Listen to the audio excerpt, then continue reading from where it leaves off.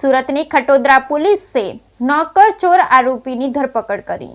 ખટોદરામાં કાપડના કારખાનામાંથી delivery man સહિત 2 આરોપીઓએ 18 લાખથી વધુ કિંમતના કાપડની ચોરી કરી। સુપરવાઇઝર રંગે હાથ પકડી પાડતા મામલો પોલીસમાં પહોંચ્યો।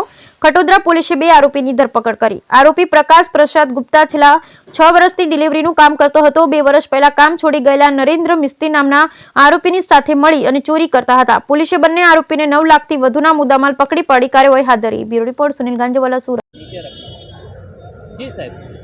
આજરોજ ઉધના પોલીસ સ્ટેશન વિસ્તારમાં મહાવીર કોમ્પ્લેક્સ કરીને એક માર્કેટ છે, ત્યાં હત્યાનો એક બનાવ બન્યો છે। આ ઘટના આશરે 4:45ની આસપાસની છે।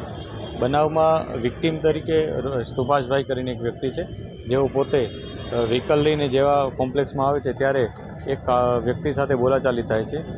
એ જેની સાથે બોલાચાલી થાય છે એ વ્યક્તિ એમને ચપ્પુનો એક ઘા મારી દે છે। આ એક ઘાથી એમના છાતીમાં જે ઇન્જરી થાય છે, એમને ઇન્જરીમાં કારણે એમનું મૃત્યુ થઈ જાય છે।